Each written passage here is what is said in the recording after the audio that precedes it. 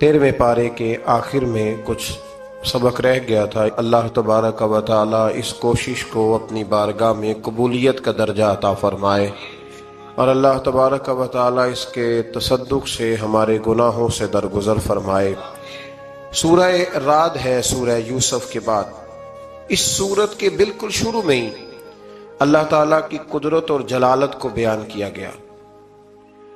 उसके बगैर सुतूनों के आसमान को बुलंदी पर कायम रखना, सूरज और चांद को एक नज़्म के ताबे करके चलाना, ज़मीन का फैलाना, उसमें पहाड़ों को लंगर की तरह कायम रखना, दरियाओं की रवानी, निज़ामे लैलो नहार, तरह तरह के फल, अंगूरों और खजूरों के बागात और उमूरे कायनात की तदबीर वगैरह, ये सारी बातें बयान करने के बाद रब करीम ने फरमाया कि जिनके पास अकल है ना, उनके पास इन सब चीज़ों में रब की कुदरत की निशानियां मौजूद है कि ये बगैर किसी के बनाए इतना कुछ बन सवर नहीं गया। आयत नंबर 8 में फरमाया कि अल्लाह ताला हर मादा के हमल को और रहम के हालात को भी जानता है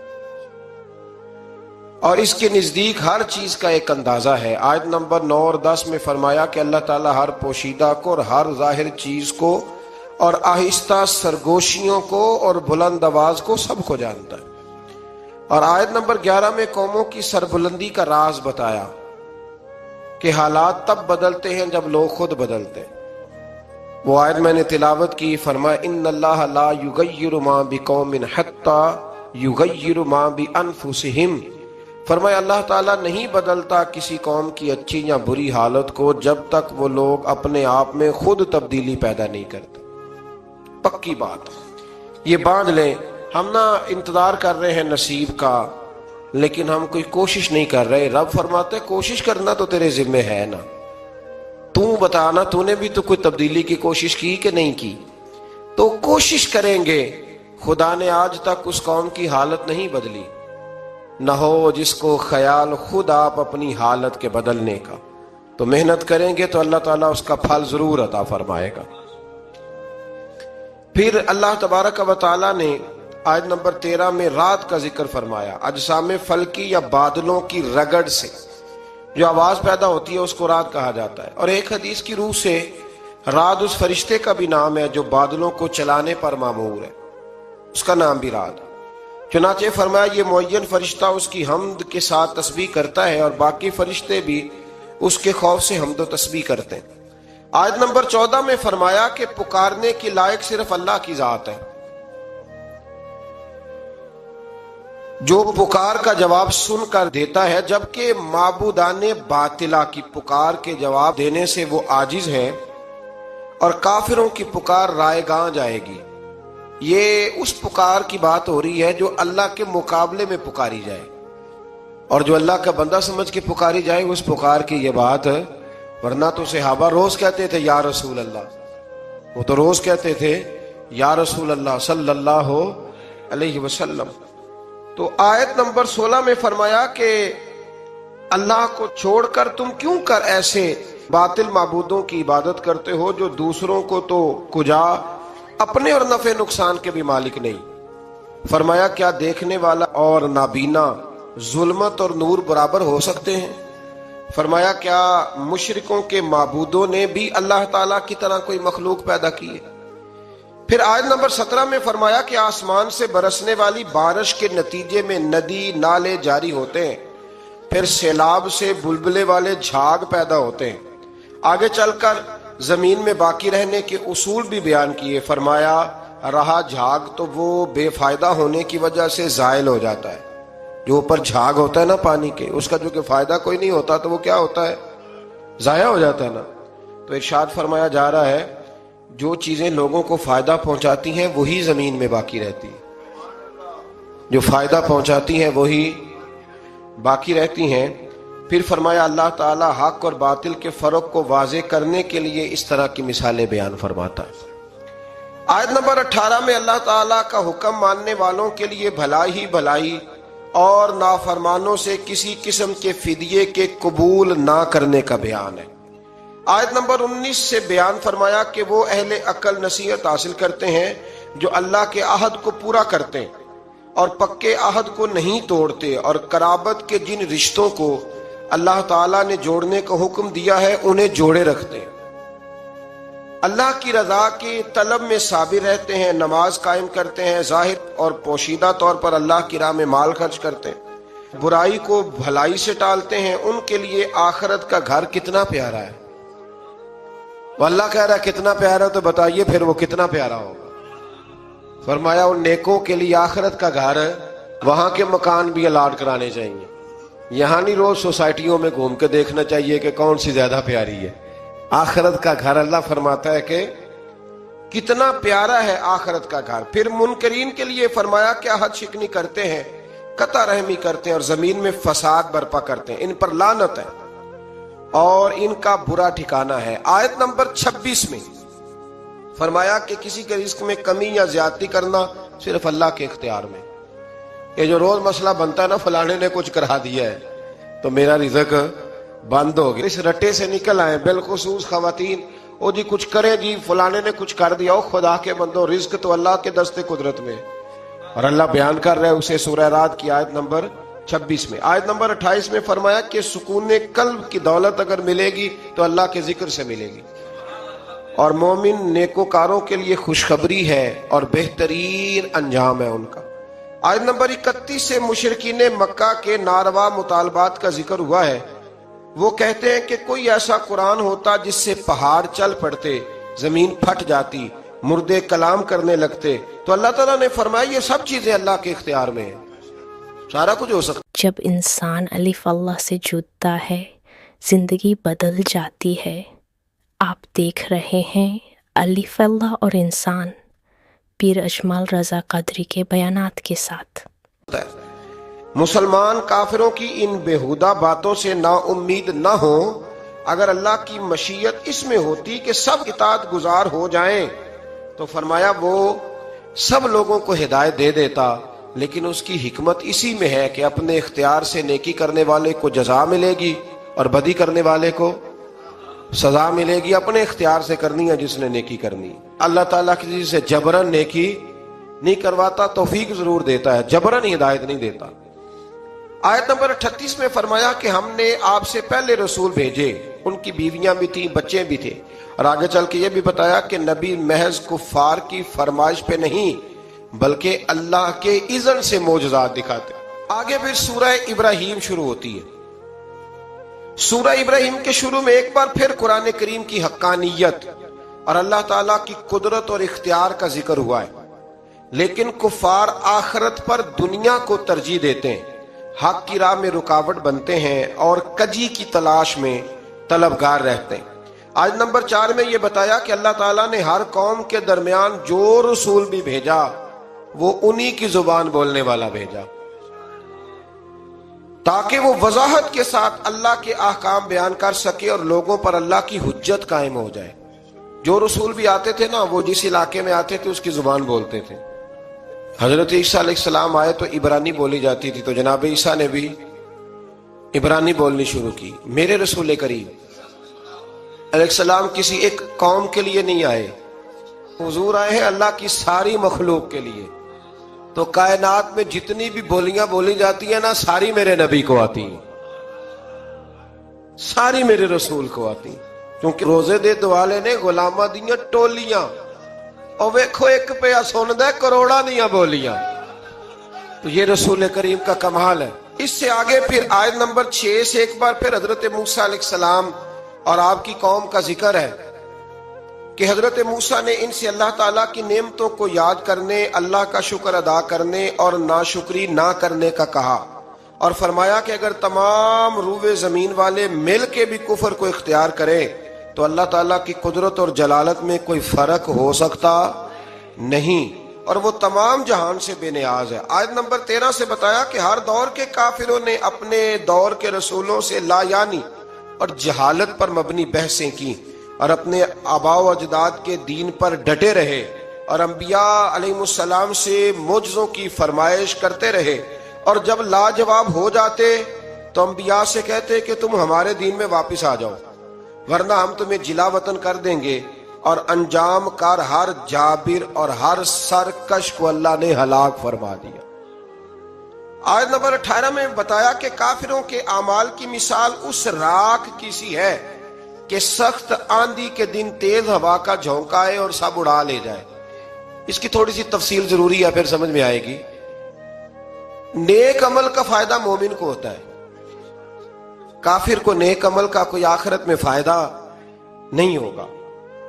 اللہ فرماتے ہیں کہ جس طرح پہاڑ کے اوپر ریت پڑی ہو تو نہ تو اندر جا سکتی ہے اس کے، مثال دیکھیں کیسی شاندار ہے، پتھر پر پہاڑ پر ریت پڑی ہو، بس ذرا سی ہوا آئے گی تو وہ، یہ ان کے اعمال ہے۔ ہمارے ہاں روز مثالیں دیتے ہیں، کتنے اچھے ہیں جی وہ، کتنے سیانے ہیں، اور بھئی اچھا وہ ہوتا ہے جس کے دل میں رسول اللہ کی محبت ہوتی ہے، جس کے لبوں پر ایمان کی بات ہوتی ہے، وہ اچھا ہوتا ہے۔ یہ کیا بات ہوئی، کفر اندر رکھ کے کو جتنے مرضی اچھے اعمال کرے، اس کا کوئی عمل اسے فائدہ نہیں دے گا۔ آیت نمبر 21 سے بتایا کہ سب کفار آخرت میں اللہ تعالیٰ کی عدالت میں پیش ہوں گے، ان کے کمزور اپنے بڑوں سے کہیں گے، کمزور اپنے بڑوں سے کہیں گے۔ ایک جملہ چلو کہہ دیتا ہوں، کمی چودھریوں سے کہیں گے، اور جن کو چودھری کمی سمجھتے ہیں نا، وہ پھر اپنے بڑوں سے، وہ جو سردار زبردستی زیادتیاں کرتے ہیں نا، ان سے پھر وہ کہیں گے، کیا کہیں گے کہ دنیا میں ہم تمہاری پیروی کرتے تھے، کیا اب اللہ کے عذاب سے نجات کے لیے تم ہمارے کام آؤ گے؟ یہ تم نے پارٹیاں بنائی ہوئی تھی اور چکروں میں ڈالا ہوا تھا، تو اب ہمارے کام آؤ گے؟ اللہ اکبر۔ وہ تو کہیں گے کہ ہمیں تو خود کوئی چھڑانے والا نہیں۔ اس طرح شیطان بھی اپنے پیروکاروں سے اپنا دامن چھڑا لے گا اور کہے گا تم نے اللہ کے سچے وعدے کو رد کیا اور میرے جھوٹے وعدوں کو مان لیا۔ وہ سردار اور وہ بڑے اور وہ لیڈر اور وہ سارے کہیں گے کہ ہماری تو اپنی جان نہیں چھوٹ رہی، اور شیطان کہے گا رب کے وعدے سچے تھے اور میرے وعدے جھوٹے تھے، تم تو زبردستی میرے پیچھے لگ گئے، سو تم مجھے ملامت نہ کرو بلکہ اپنے آپ کو ملامت کرو۔ اور اب ہم ایک دوسرے کے کام آنے والے نہیں ہیں۔ آیت نمبر 24 تا 26 میں اللہ تعالیٰ نے پاکیزہ کلمے کی برکات اور خبیث کلمے کی نحوست کو مثال کے ذریعے بیان فرمایا۔ آیت نمبر 28 اور اس کے بعد میں اللہ تعالیٰ کی نعمتوں کی ناشکری سے بدلنے والوں اور اللہ کے ساتھ شریک بنانے والوں کے لیے جہنم کی وعید سنائی گئی۔ آیت نمبر 31 میں فرمایا کہ میرے مومن بندوں سے کہہ دو کہ قیامت سے پہلے نماز قائم کر لیں اور زکوٰۃ ادا قیامت سے۔ اس کا ایک معنی علماء نے یہ بیان کیا ہے کہ مرنے سے پہلے پہلے جتنی نمازیں قضا ہیں ساری ادا کر لو، ساری، یہ بہانے بازی چھوڑ دو۔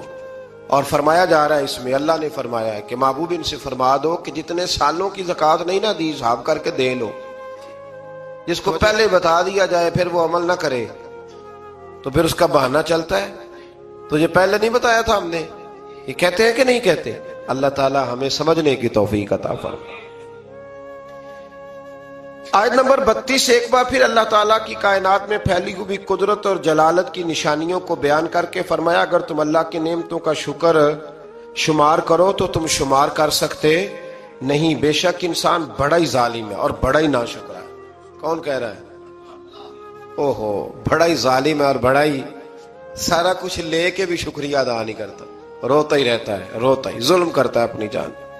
آیت نمبر 35 میں حضرت ابراہیم اللہ تعالیٰ سے مکے کو شہر امن بنانے اور ان کو اور ان کی اولاد کو بت پرستی سے بچانے کی دعا اور بتوں کی مذمت کا ذکر ہے۔ آیت نمبر 37 میں اس واقعے کا ذکر ہے جب ابراہیم علیہ السلام اللہ کے حکم سے حضرت ہاجرہ کو اور حضرت اسماعیل علیہ السلام کو مکے کی بیاب و گیا زمین میں چھوڑ کے آئے اور رخصت ہوتے وقت اللہ سے دعا کی کہ اے ہمارے رب، میں نے اپنی بعض اولاد کو تیرے حرمت والے گھر کے نزدیک بے آب و گیا وادی میں ٹھہرا دیا ہے تاکہ وہ نماز قائم رکھیں تو لوگوں میں سے بعض کے دلوں کو ان کی طرف مائل کر دے تاکہ وہاں آبادی ہو جائے، اور ان کو پھلوں سے روزی عطا فرما۔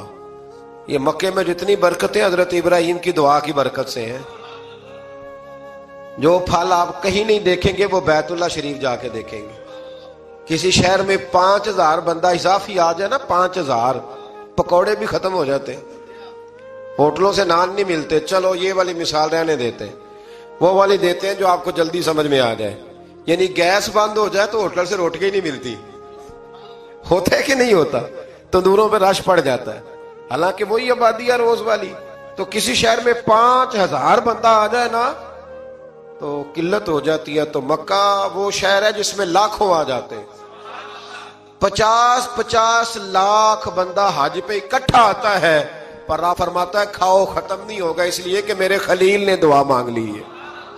50 لاکھ بندہ اور راشن بڑھ جاتا ہے. مجھے بھی اللہ نے کئی دفعہ موقع دیا ہے، ایسا کبھی نہیں ہوا کہ روٹی کم پڑ گئی ہو.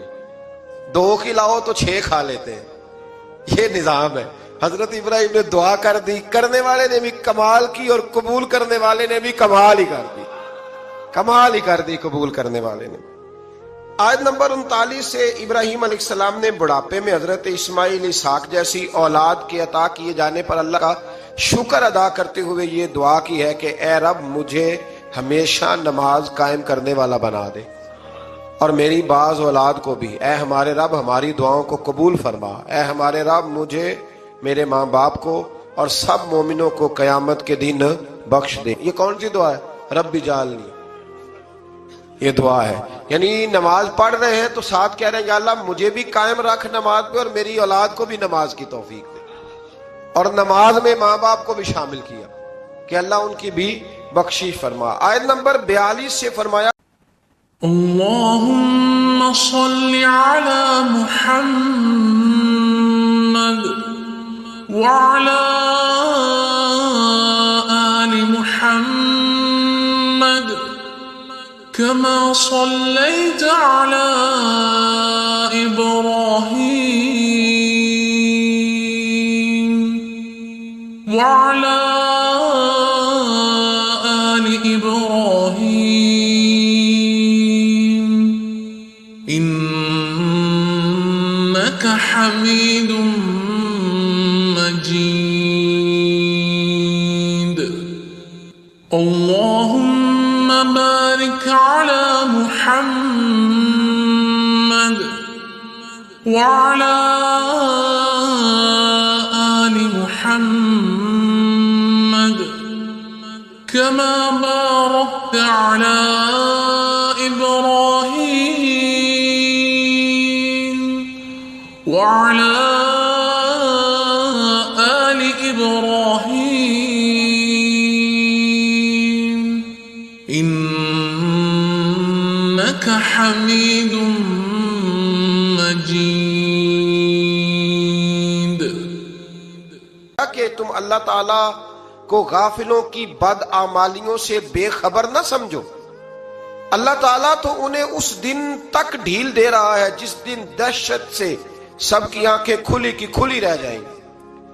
لوگ سر اٹھائے بے تحاشا دوڑ رہے ہوں گے، ان کی پلک تک نہ جھپک سکے گی، اور ان کے دل ہوا ہو رہے ہوں گے، یعنی ڈرے جا رہے ہوں. اس دن ظالم یہ عرض کریں گے اے ہمارے رب ہمیں کچھ مہلت دے دے تاکہ ہم تیرے پیغام کو قبول کریں، تیرے رسولوں کی پیروی کریں.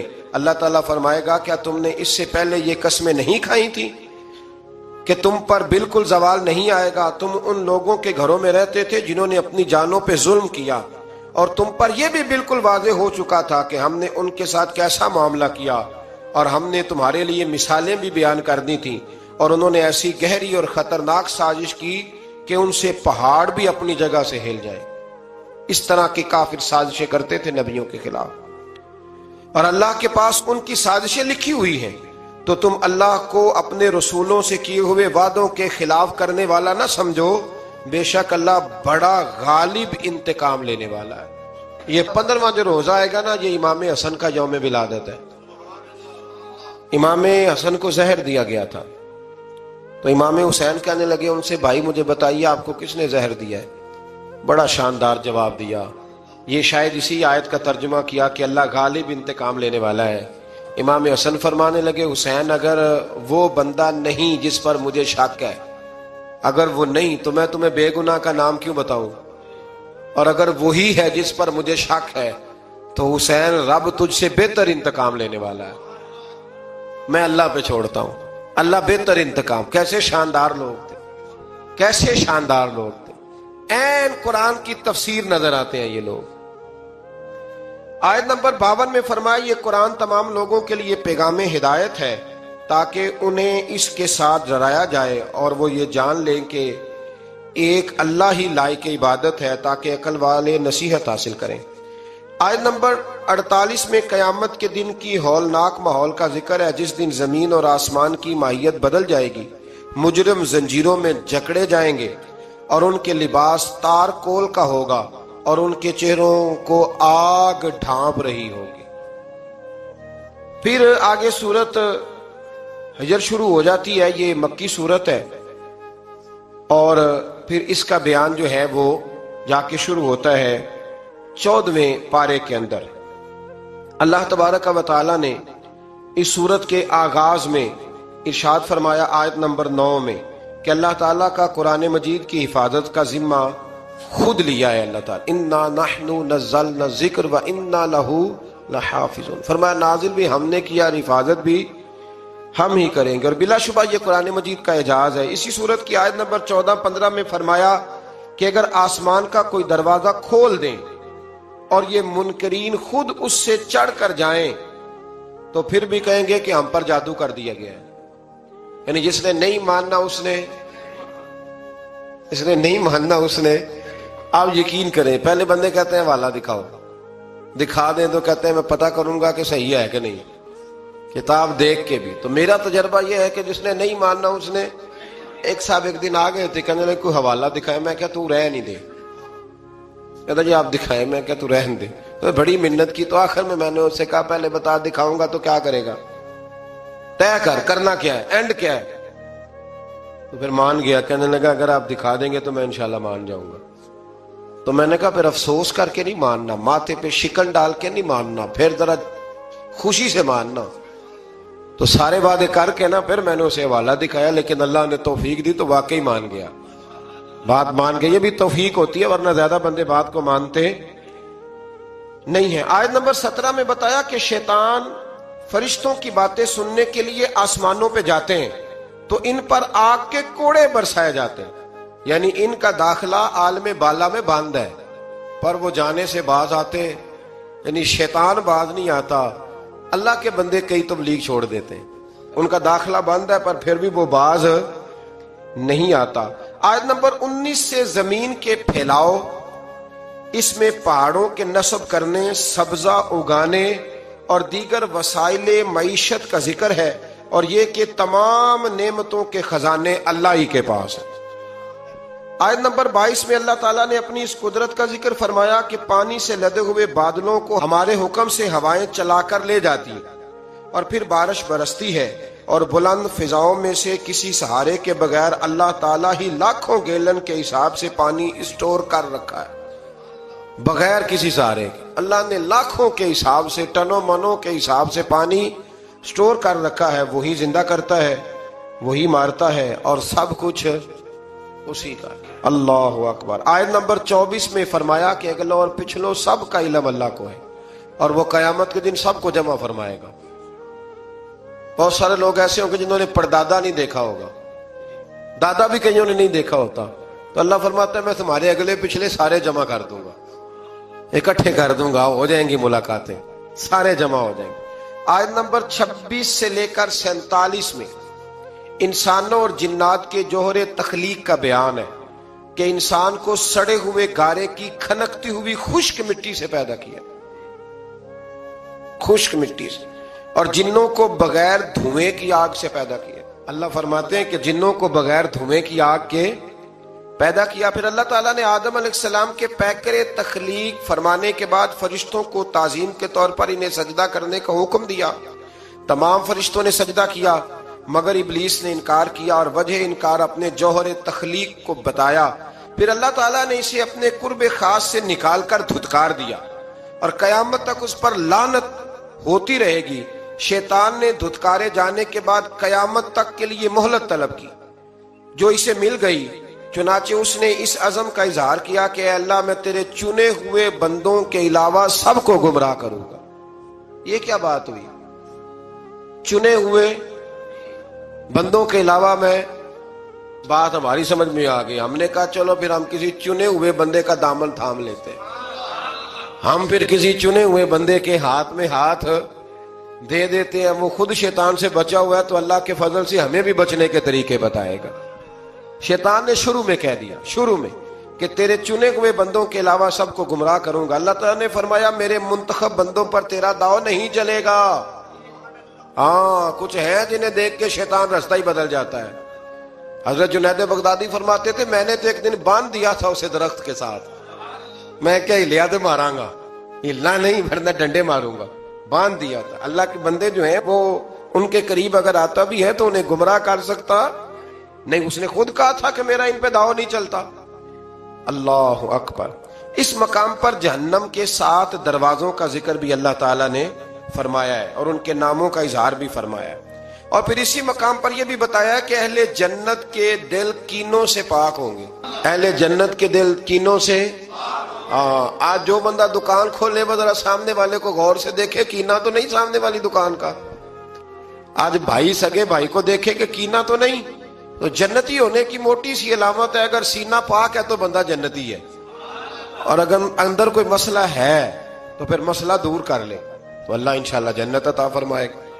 اور اعزاز و اکرام کے سائے ایک دوسرے کے مقابل مسندوں پہ بیٹھے ہوں گے یہ جو کینے سے پاک ہیں۔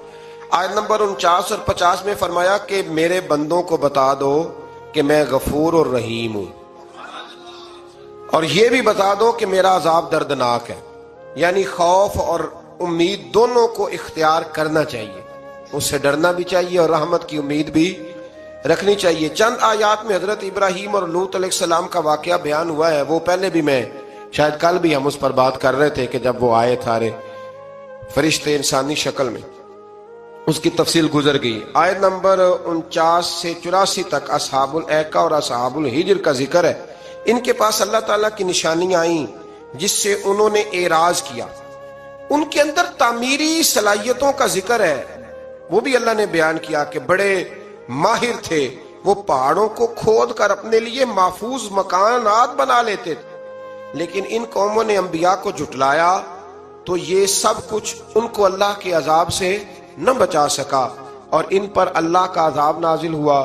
آیت میں قرآن مجید کی نعمت اور سورہ فاتحہ کا خاص طور پر ذکر فرمایا گیا۔ بہت بڑی شفا والی سورت ہے سورت فاتحہ، اور کافروں کے انجام پر رنجیدہ نہ ہونے اور مسلمانوں پر اپنی ساری محبت نچھاور کرنے کا بیان ہے۔ اس سورت کی آخری آیت میں فرمایا کہ اپنی آخری سانس تک اللہ تعالیٰ کی عبادت کرتے رہیں، بتایا کہ آخری سانس تک اللہ تعالیٰ کی عبادت، تو ملانکی تے جان کے جڑے کہندے نماز ہی کوئی نہیں، دربار کے ساتھ مسجد ہی کوئی نہیں، چکر ہی کوئی نہیں۔ او خدا کے بندو، عبادت کا پہلا درجہ ہے۔ اگر میرے رسول پاک شدید علیل ہو اور 2 صحابہ کے کندھوں پہ ہاتھ رکھ کے بظاہر سہارا لے کے بھی حضور نماز کے لیے پہنچ جائے تو کون سی طریقت پہ عمل کر رہا ہے؟ آخری سانس تک رب کی عبادت کرو۔ یعنی میرا دل کرتا ہے کہ اس آیت کے بعد دعا مانگیں کہ یا اللہ جان بھی اس وقت نکالنا جب سجدے میں ہو، اور یا اللہ دنیا سے اس وقت لے کے جانا جب تیرا ذکر جاری ہو، یا اس وقت لے کے جانا جب تیرے نبی کی نعت پڑھ رہے ہو یا سن رہے ہو، عبادت میں لے کے جانا، عبادت میں، کیونکہ وہ کہتا ہے نا آخری سانس تک میرا ذکر کرو، آخری سانس تک میری عبادت کرو۔ آگے پھر سورہ نحل شروع ہو جاتی ہے۔ یہ نحل نا شہد کی مکھی کو کہتے ہیں، یہ شہد کی مکھی کو کہتے ہیں۔ دیکھیں اللہ تعالیٰ نے کن کن چیزوں کے نام پر ماشاءاللہ اپنے فضل سے صورتوں کے نام بیان فرمائے۔ اس صورت کے اکثر مضامین میں اللہ تعالیٰ کی توحید اور استحقاق عبادت میں منفرد ہونے اور اس پر بے شمار دلائل کا ذکر فرمایا گیا۔ اس میں شرک کی مذمت ہے اور جو منکرین عذاب آخرت ہیں ان کے لیے وعید ہے، اور نبی رحمت علیہ السلام کی نبوت اور رسالت کے اسبات کا بیان ہے۔ اس سورت کی آیت نمبر 5 میں چوپایوں کی پیدائش کا ذکر ہے، جس میں انسانوں کے لیے کئی طرح کے فوائد ہیں۔ یہ انسانوں کے لیے راحت کا سبب ہے، ان میں بعض جانوروں کو کھایا جاتا ہے اور بعض میں دیگر فوائد ہیں، جیسے بھیڑوں کی اون سے گرم لباس حاصل کیا جاتا ہے، کچھ بار برداری کے کام آتے ہیں، کچھ سواری کے کام آتے ہیں جیسے گھوڑے، خچر اور گدھے وغیرہ۔ آیت نمبر 9 میں جبری ہدایت کی نفی ہے اور فرمایا کہ اللہ تعالیٰ نے سیدھے رستے کے بیان کو اپنے ذمہ کرم پہ لیا ہے اور گمراہی اور ہدایت کو قبول کرنا انسان کے اختیار میں دے دیا ہے۔ اللہ فرماتے ہیں میں تمہیں راستے بنا کے دے رہا ہوں، اب تم نے خود فیصلہ کرنا ہے کہ تم نے ہدایت کے راستے پہ چلنا ہے کہ گمراہی کے راستے پہ۔ آیت نمبر 11 سے زمین سے پیدا ہونے والے پھلوں اور نعمتوں کا ذکر ہے، اور یہ کہ شمس و قمر اور ستارے اسی کے حکم کے تابع۔ انسان سمندر پر سواری کر کے تلاش رزق کے لیے سفر بھی کرتا ہے اور مچھلیوں کا شکار کر کے تازہ گوشت کھاتا ہے۔ سمندروں ہی سے مختلف قسم کے زیورات میں استعمال ہونے والی چیزیں نکلتی ہیں۔ اس کے بعد زمین میں پہاڑوں کے گاڑنے، نہروں اور منزل پانے کے لیے راستوں، نشان منزل اور ستاروں کا ذکر فرمایا۔ ان تمام نعمتوں کا تفصیل کے ساتھ ذکر کرنے کے بعد فرمایا اگر تم اللہ کی نعمتوں کو گننا چاہو، شمار کرنا چاہو تو تم گن کوئی نہیں سکتے۔ اللہ کی نعمتوں کو گن سکتے؟ اللہ اکبر۔ آیت نمبر 20 سے مشرکوں کے باطل معبودوں کی بے بسی اور بے کسی کا ذکر ہے کہ وہ خود مخلوق ہیں، وہ بے جان ہیں، نعمت حیات سے محروم ہیں، انہیں خود اپنے انجام کا کچھ پتہ نہیں، جبکہ مسلمانوں کا معبود اللہ وحدہ لا شریک ہے اور ظاہر اور باطن کو جاننے والا ہے۔ آیت نمبر 25 میں بتایا کہ جو لوگ گمراہوں کے رہنما ہیں ان کے بھی رہنما ہوتے ہیں، بالکل ہوتے ہیں۔ فرمایا جو لوگ گمراہوں کے رہنما ہیں وہ اپنے گناہوں کا بوجھ بھی اٹھائیں گے، اور جن کو انہوں نے گمراہ کیا ہے ان کا وبال بھی انہی پہ پڑے گا۔ بڑی احتیاط سے مرشد بننا چاہیے، بڑا شوق ہے لوگوں، اللہ جانتا ہے، بڑا شوق ہے۔ اب تو آسان ہو گیا یہ کام کرنا، لیکن آپ کو پتہ نہیں کہ کتنے لوگوں کا بوجھ اٹھا رہے ہیں، آپ کو کتنا پھونک پھونک کے چلنا ہے۔ رہنما بننا، مقتدا بننا، یہ شہادت گاہ الفت میں قدم رکھنا ہے۔ لوگ آسان سمجھتے ہیں مسلمان ہونا، یہ بڑا مشکل سا کام ہے، سوچ سمجھ کے۔ اب تو اللہ خیر کرے وہ خلافت بھی اس طرح بٹتی ہے جس طرح ریوڑیاں بٹتی ہیں، اور اس کو کچھ پتہ ہے کہ نہیں پتہ ہے، بس ٹھیک ہے وہ، اور کچھ نہیں تو لائنیں تو سیدھی لگا ہی لیتا ہے نا۔ میرے پاس ایک سنگی آیا کرتے تھے، اپنے پیر صاحب کی بڑی کرامتیں سناتے، بڑی۔ اب آپ کو پتہ ہے تھوڑا سا بندہ انکار کر دے تو بے ادب بھی ہو جاتا ہے، تو سننا پڑتا ہے جیسے بھی ہو، ورنہ آپ کو لوگ بد اخلاق کہیں گے۔ وہ بڑی کرامتیں سناتا، تو ایک دن سویرے سویرے آ گیا، کہنے لگا بھائی جان نے طلاق دے دیا بیوی کو، تو مسئلہ پوچھنا تھا۔ تو میں کہا پیر صاحب نے پوچھا، وہ میں کہ روز جنہوں دی گل کرنا ہے انہوں نے پوچھنا جا کے مسئلہ۔ ایسا تو نہیں تھا نا کہ صحابہ فیض حضور سے لیتے تھے اور مسئلے کسی اور سے پوچھتے تھے، یہ تو نہیں تھا نا۔ میں پیران نے پوچھ کہندا انہوں نے تو نہیں نہ ہوندا، انہاں مینوں آکھیا کسی عالم نال گل کر۔ میں کہ کمال گل ہے نا، مسئلہ عالم دسے تے پیری مریدی جاہل کرے، یہ عجیب فضول بات ہے نا۔ بھئی مسئلہ دس بتانا بھی تو رسول اللہ کا دین ہے نا، یہ اصل دین تو یہ ہے نا نبی پاک کا دین، بتانا اور عمل کرنا۔ اسی طرح ایک صاحب سے میں نے کہا کہ اپنے ہمارے پیر صاحب کے کوئی فکری باتیں، مرشد تو ہوتا ہے کہ ہر موضوع پر وہ ہماری رہنمائی کرے، یعنی کوئی سبق ایسا رہے نا کہ جو اس نے سنایا نہ ہو، پڑھایا نہ ہو۔ تو کہنے لگے ہمارے حضرت صاحب تقریر نہیں کرتے، وہاں تو کوئی اور جمعہ پڑھاتا ہے۔ تو میں کہا انہوں آج 4 کتابیں لے کے پڑھے، ہاں کوئی دین کی بات اس سے باہر ہے، آپ کی مہربانی باہر ہے۔ میدان علم میں جب یہ لوگ جاتے ہیں نا جی، پھر انہیں کوئی جواب نہیں آتا۔ وہ تو لال رومال والا ہے نا، وہ دیکھ لیتا ہے جاہل پیر کون سا ہے، اس کو جا کے سوال پوچھتا ہے، پھر وہ ویڈیو بنا کے تو ظلم کرتا ہے، وہاں سے فرقہ واریت پھیلاتا ہے۔ اب ہم کیا کریں، ہمارے کھاتے میں لوگ ہی ایسے پڑ گئے۔ وہ کچھ عرصہ پہلے نا ایک بابا پکڑا گیا تھا، پتہ نہیں کچھو کما پیر تھا کہ کیا تھا، ہے تھا نا کوئی کچھوا پیر کے کیا ہے تھا نا جی ایسا۔ تو مجھے ایک صاحب نے نا اس نے ویڈیو بھیجی، کہنے لگا جی یہ پیر پکڑا گیا۔ میں کہ ساڈا نہیں ہے، تسی رکھ لو۔ ایسا پاگل دا کی کرنا ہے، میں کہ تسی رکھ لو نا، چونکہ ہمارے کسی بندے نے نہ اپنے پیج پہ لگایا نہ اس کو، تو غیر ہی اس کو پروموٹ کر رہے تھے سارے۔ تو میں کہ تسی رکھ لو، ایسا ایسا کی کرنا ہے۔ ہمارے کسی جلسے میں کبھی دیکھا آپ نے ایسا پیر؟ ہم سنی علماء جتنے بھی الحمدللہ کام کرنے والے، وہ ایسے جالوں کو دعوت، تو ایسے ہی آپ ہمارے کھاتے میں ڈال رہے ہیں۔ تو اس لیے مہربانی کریں، مقتدا اور رہنما وہ بندہ ہوگا جس کے پاس کوئی چیز ہوگی۔ اللہ تبارک و تعالی ہمیں سمجھنے کی توفیق عطا فرمائے۔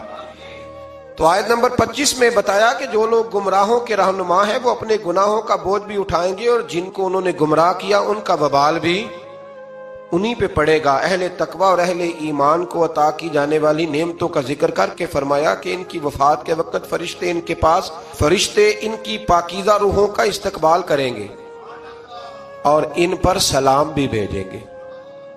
آیت نمبر 35 سے ہر دور کے کفار اور مشرکین کا ایک عذر لنگ بیان کیا گیا کہ اگر اللہ چاہتا تو ہم اور ہمارے باپ دادا اس کے سوا کسی کی عبادت نہ کرتے اور نہ ہی اس کے حکم کے بغیر کسی چیز کو حرام قرار دیتے۔ ہم تو پہلے بتا چکے ہیں کہ اللہ کی مشیت اور ہے اور اللہ کی رضا اور ہے۔ ایک استاد اگر نالائق شاگرد کو فیل کرتا ہے تو یہ اس کی خواہش نہیں یا رضا نہیں ہوتی، بلکہ قانون کا تقاضا ہے۔ اگر وہ صحیح پرچہ نہیں دے گا تو پھر اسے فیل کیا جائے گا، اور مشیت الہی کا قانون بھی اسی طرح سے ہے۔ آیت نمبر 36 سے فرمایا کہ ہم نے آپ سے پہلے امتوں میں رسول بھیجے، انہوں نے توحید کی دعوت دی اور طاغوت سے روکا، جس کے نصیب میں ہدایت تھی وہ ہدایت پا گئے اور جو بدبخت تھے وہ گمراہی کا شکار ہوئے، اور آپ خود ان کے ہدایت یافتہ ہونے پر کتنے حریص ہیں۔ اللہ جسے گمراہ کر دیتا ہے اسے ہدایت نہیں دیتا۔ کفار کی قسمیں کھا کر وقوع قیامت کا انکار پر بتایا کہ قیامت ضرور آئے گی۔ یہ جتنی مرضی قسمیں کھائیں پر قیامت ضرور آئے گی۔ آیت نمبر 40 میں اللہ تعالیٰ نے اپنی قدرت کی جلالت کا اس طرح بیان کیا کہ ہم جب کسی چیز کا ارادہ کرتے ہیں تو ہمارے کن سے تو فیکون، اللہ کن فرماتا ہے تو وہ کام ہو جاتا ہے، وہ چیزیں وجود میں آ جاتی ہیں۔ آیت نمبر 41 میں مہاجرین کے لیے دنیا میں بہترین ٹھکانے اور آخرت میں بڑے اجر کا بیان فرمایا۔ پھر آیت نمبر 43 سے اللہ تعالیٰ نے نبی کریم صلی اللہ علیہ وسلم سے فرمایا کہ آپ سے پہلے بھی ہم نے مردوں کو رسول بنایا تھا جن کی طرف ہم وحی کرتے تھے اور حقانیت کے واضح دلائل اور کتابیں بھی بھیجیں۔ اے رسول صلی اللہ علیہ وسلم، ہم نے آپ کی طرف بھی قرآن نازل کیا تاکہ آپ لوگوں کو ہمارے وہ احکامات وضاحت کے ساتھ بتا دیں جو ان کی طرف اتارے گئے۔ قرآن نے یہ بھی فرمایا کہ جو کچھ نہیں جانتے جو تم، وہ اہل علم سے پوچھ لیا کرو۔ لوگوں جس بات کا پتہ نہ ہو وہ کس سے پوچھو؟ جسے پتہ ہے۔ آیت نمبر 45 سے فرمائے کہ اسلام اور داعی اسلام کے خلاف سازشیں کرنے والے کفار کو اللہ کے عذاب سے بے پرواہ نہیں ہونا چاہیے جو ان کے پاس کسی بھی صورت میں آ سکتا ہے۔ آیت نمبر 48 سے فرمایا کہ اللہ تعالیٰ نے اس امر کو بیان فرمایا کہ کائنات کی ہر چیز اللہ کی بارگاہ میں مصروف عبادت ہے، ہر چیز عبادت کر رہی ہے، یہاں تک کہ چیزوں کا سایہ جو دائیں اور بائیں جھکتا ہے وہ بھی اللہ کو سجدہ کر رہا ہے۔ یہ تو ہماری خوش قسمتی ہے کہ وہ چاہتا ہے ہم اس کی عبادت کریں، ورنہ اسے کسی کی عبادت کی کوئی ضرورت ہے۔ آیت نمبر 51 سے اللہ تعالیٰ کی وحدانیت، ہر چیز میں اس کی مملکت ہونے، ہر نعمت اس کی طرف سے ہونے اور اللہ کی اطاعت لازمی ہونے کا بیان ہے، اور مشرکین کا مصیبت کے وقت اللہ تعالیٰ کی جڑاب میں گڑ گڑانے اور مصیبت دفع ہونے کی صورت میں دوبارہ شرک کرنے کا بیان ہے۔ آیت نمبر 56 میں کفار کا اللہ کے دیے ہوئے مال سے بتوں کے لیے حصے مقرر کرنے کی مذمت ہے۔ آیت نمبر 57 سے بتایا کہ مشرک اللہ کی طرف بیٹیوں کی نسبت کرتے ہیں، حالانکہ اللہ تعالیٰ ان سب چیزوں سے پاک ہے۔ آیت نمبر 60 میں گناہوں پر اللہ تعالیٰ کے جلد پکڑ نہ کرنے کی حکمت کو بیان کرتے ہوئے فرمایا کہ اللہ لوگوں کو فوراً پکڑتا تو زمین میں کوئی جاندار باقی نہ رہتا، فوراً گناہ پہ پکڑ لیتا، اور فرمایا بلکہ اللہ تعالیٰ آگے اور پیچھے نہ ہونے والی مقررہ میعاد تک مہلت دیتا ہے۔ آیت نمبر 64 میں فرمایا اور ہم نے آپ پر یہ کتاب صرف اس لیے نازل کی ہے تاکہ آپ اس چیز کو صاف صاف بیان کر دیں جس میں یہ اختلاف کرتے ہیں، اور یہ کتاب مومنوں کے لیے ہدایت بھی ہے اور رحمت بھی ہے۔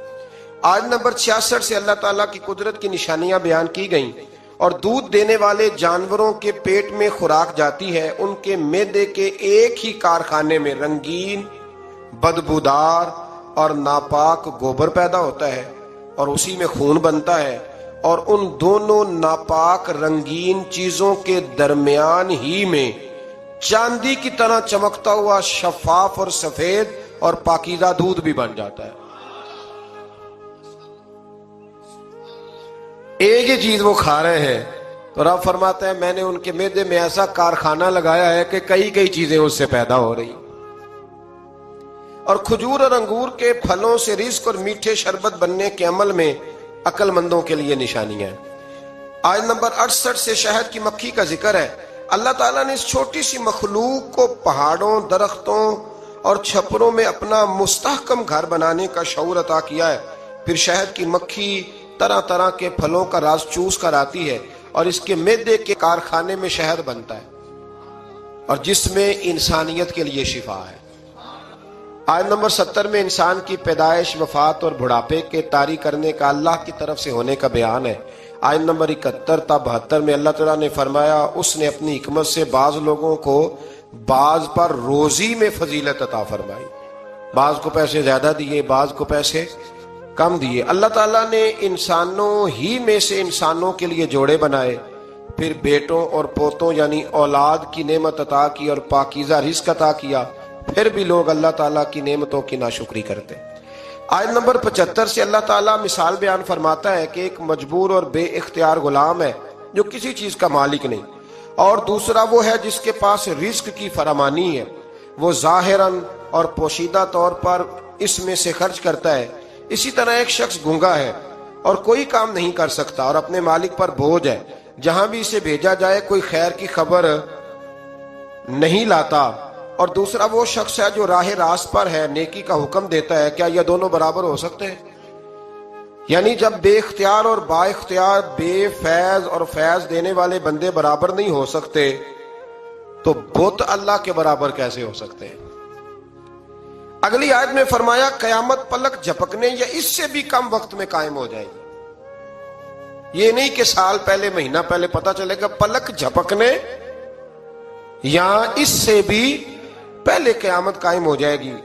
اور اگلی آیت میں فرمایا اللہ تعالیٰ نے تمہیں سننے، دیکھنے اور سمجھنے کی صلاحیتیں عطا کی ہیں تاکہ تم اللہ کے شکر گزار بندے بنو۔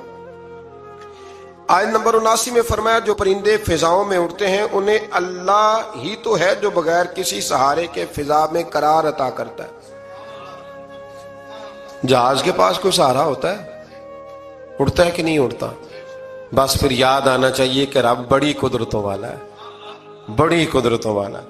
آیت نمبر 80 میں آرام دہ گھروں، جانوروں کی کھالوں، مویشیوں کی اون، پشم اور بالوں سے حاصل ہونے والے فوائد کا ذکر ہے۔ چیزوں کے سایہ کرنے، پہاڑوں میں پناہ گاہوں، گرمی اور جنگ سے بچانے والے لباس جیسی نعمتوں کا ذکر ہے، یعنی یہ سب چیزیں اللہ تعالیٰ کی قدرت کا شاہکار۔ آیت نمبر 86 سے فرمایا کہ مشرکین جن معبودوں کو پوجتے ہیں کل بروز قیامت وہ ان سے بیزاری کا اظہار کریں گے اور ان کو جھوٹا ثابت کر کے اللہ کی بارگاہ میں عاجزی پیش کریں گے۔ ان کو دوہرا یعنی اپنے کفر کا اور دوسروں کو حق سے روکنے کا عذاب ملے گا۔ پھر آیت نمبر 99 میں اللہ تعالیٰ نے فرمایا قیامت کے دن ہم ہر امت کے خلاف انہی میں سے ایک گواہ یعنی اس دور کے نبی اور رسول کو پیش کریں گے، اور اے رسول کریم علیہ السلام ہم ان سب پر آپ کو گواہ بنا کے پیش کریں گے۔ یعنی ہر نبی اللہ کی عدالت میں گواہی دے گا کہ اس نے دعوت حق کا فریضہ سر انجام دیا تھا، اور رسول رحمت صلی اللہ علیہ وسلم سب نبیوں کی گواہیوں کی تصدیق فرمائیں گے۔ آیت نمبر 90 میں قرآن مجید کی آیات جامع الاحکام میں سے ایک آیت جسے تقریباً ہر خطبے میں پڑھا جاتا ہے، ان اللہ یأمر بالعدل والاحسان، یعنی اللہ تعالیٰ عدل، احسان اور قرابت داروں کو دینے کا حکم دیتا ہے، بے حیائی، برائی اور سرکشی سے روکتا ہے، تم اس کی نصیحت کو قبول کرو۔ آیت نمبر 91 میں وعدے کی پاسداری کا حکم دیا، قسمیں کھا کر توڑنے سے منع فرمایا، دنیاوی فائدے کے لیے، دھوکہ دہی کے لیے قسمیں کھانے کو معیوب قرار دیا، اور فرمایا کہ ان لوگوں کی مثال اس عورت جیسی ہے جو سوت کاٹتی ہے پھر اسے ٹکڑے ٹکڑے کر دیتی ہے، یعنی محنت کر کے ضائع کر دیتی ہے۔ اسی طرح یہ جو لوگ وعدہ خلافی کرتے ہیں، ظلم کرتے ہیں، یہ بھی کچھ وقار بنا کے پھر اپنا وقار ضائع کر دیتے ہیں۔ اگلی آیات میں فرمایا کہ دنیا کے حقیر اور ناپائیدار فائدے کے لیے اللہ کے وعدے کو نہ توڑو، دائمی اور ابدی نعمتیں صرف اللہ کے پاس ہیں۔ اللہ تعالیٰ نے وعدہ فرمایا ہے کہ ہر مومن مرد اور عورت جو نیک کام کریں گے تو ہم انہیں پاکیزہ زندگی عطا کریں گے اور ان کو بہترین جزا دیں گے۔ آیت نمبر 98 میں یہ تعلیم دی گئی کہ قرآن مجید کی تلاوت شروع کرنے سے پہلے اعوذ باللہ من الشیطان الرجیم پڑھنا چاہیے، اور یہ کہ شیطان کا زور مومنوں پر نہیں صرف اپنے دوستوں پر اور مشرکوں پہ چلتا ہے، پکے مومنوں پہ تو اس کا زور چلتا ہی نہیں۔ آیت نمبر 101 میں ایک آیت کی جگہ دوسری آیت لانے کے خلاف کفار کی ہرزہ سرائی کا ذکر ہے۔ فرمایا اللہ خوب جانتا ہے کہ وہ جو نازل کرتا ہے۔ بعض آیات قرآن مجید میں ناسخ اور منسوخ ہے۔ ابھی آپ کے ذہن میں کوئی شک نہ رہ جائے، تھوڑی سی وضاحت کر دیتا ہوں کہ کچھ وقت کے لیے بعض حکم آئے تھے، جیسے شروع میں حکم آیا تھا کہ ہم نے کسی کے ساتھ لڑنا نہیں، لکم دینکم ولی دین، تمہارا اپنا دین اور ہمارا۔ پھر جب قوت آ گئی بدر کے اندر تو پھر فرمایا حرد المومنین علی القتال، بابو مومنوں کو تیار کریں کہ وہ ان کے ساتھ قتال کریں۔ تو اب کافر اعتراض کرتے تھے پہلے حکم اور تھا تو بعد میں اور تھا، تو یہ حکم ایک ہی ہے، بس اللہ اپنی حکمت کے ساتھ اسے بیان فرماتا ہے۔ آیت نمبر 103 میں بتایا کہ جب نبی امی کی زبان سے اعلیٰ درجے کی فصاحت اور بلاغت کے حامل قرآن کا معجزہ کفار کے سامنے پیش ہوا اور وہ اس کے بار بار چیلنج کا جواب نہ دے سکے تو یہ کہنے لگے کہ ان کو کوئی بشر یہ کلام سکھاتا ہے، اور ان کی دلیل کی کمزوری کا اندازہ اس سے ہو سکتا ہے کہ قرآن فصیح و بلیغ عربی میں ہے اور جس شخص کی طرف انہوں نے سکھانے کی نسبت کی وہ اجمی ہے۔ کہنے لگے کوئی دور سے آ کے سکھاتا ہے، تو فرمایا قرآن عربی اور سکھانے والا، تو یہ تمہاری بات ہی بڑی بیوقوفوں والی۔ آیت نمبر 106 میں ایک حکم بیان ہوا ہے کہ اگر کوئی مسلمان کفار کے نرغے میں آ جائے، ان کے ہاں قید ہو جائے اور کافر اسے قتل کرنے کی دھمکی دے کر کلمہ کفر کہنے پر مجبور کریں، اگرچہ عزیمت تو یہ ہے کہ جان چلی جائے مگر کلمہ کفر زبان پر نہ آئے، مگر پھر بھی کم ہمت لوگوں کو یہ اجازت دی گئی ہے کہ اگر دل میں ایمان پر قائم ہیں تو جان بچانے کے لیے کفر کہنے سے انسان ایمان سے محروم نہیں ہوتا۔ یعنی دونوں باتیں بیان کر دیں کہ ڈٹ جاؤ گے تو درجہ بڑا ہے، لیکن اگر جان بچانے کے کلمہ کفر کہہ دو گے تو اللہ سزا نہیں دے گا۔ آیت نمبر 112 میں اللہ تعالیٰ ایک بستی کی مثال بیان فرماتا ہے کہ وہ بستی بے خوف و خطر تھی، ہر طرف سے اطمینان تھا، ہر جگہ سے بستی والوں کے لیے کشادہ روزی آتی تھی۔ پھر انہوں نے اللہ تعالیٰ کی نعمتوں کی ناشکری شروع کر دی تو اللہ تعالیٰ نے ان کی بدعمالیوں کے سبب ان کو بھوک اور خوف کے لباس کا مزہ چکھایا، یعنی ان پر بھوک اور خوف کو ایک عذاب کی صورت میں مسلط فرمایا۔ بہت سارے لوگوں کو اللہ مال دیتا ہے تو شکر کرنے کی بجائے غلط کاموں میں لگ جاتا ہے، پھر ان پر عذاب آتا ہے۔ آیت نمبر 114 میں اللہ تعالیٰ کے دیے ہوئے حلال اور طیب رزق سے کھانے اور اس کا شکر ادا کرنے کا حکم فرمایا۔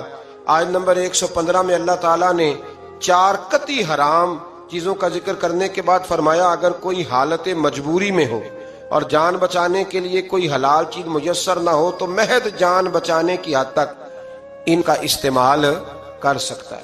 آیت نمبر 116 میں خود ساختہ حلال اور حرام کے قوانین مقرر کرنے کی مذمت ہے۔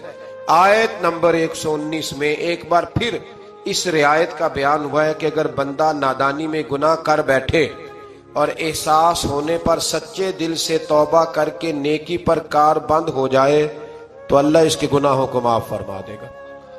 آیت نمبر 120 سے حضرت ابراہیم علیہ السلام کی صفات کریمہ کا بیان ہے کہ وہ اپنی ذات میں ایک امت تھے، توحید پر قائم اور شرک سے دور تھے، اللہ کی نعمتوں کے شکر گزار تھے، اللہ نے انہیں صراط مستقیم کی ہدایت سے نوازا تھا، انہیں دنیا میں بھی اچھائی عطا فرمائی اور آخرت میں بھی وہ نیکوکاروں میں ہوں گے۔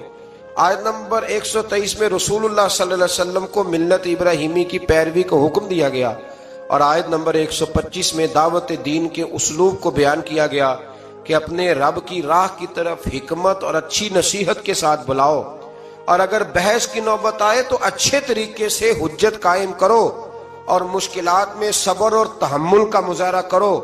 صبر کی توفیق اللہ تعالیٰ کی طرف سے ملتی ہے اور اس کا بدلہ بھی اللہ ہی دیتا ہے۔ اور آخر میں یعنی اس پارے کے آخر میں فرمایا کہ اللہ تقوی اختیار کرنے والوں اور نیک کام کرنے والوں کے ساتھ ہے۔ آخر دعوانا الحمدللہ۔ اللهم صل على محمد وعلى آل محمد كما صليت على إبراهيم وعلى آل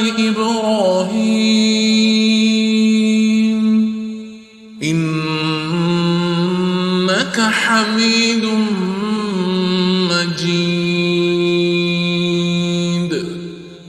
اللهم بارك على محمد وعلى آل محمد كما باركت على إبراهيم وعلى آل إبراهيم إنك حميد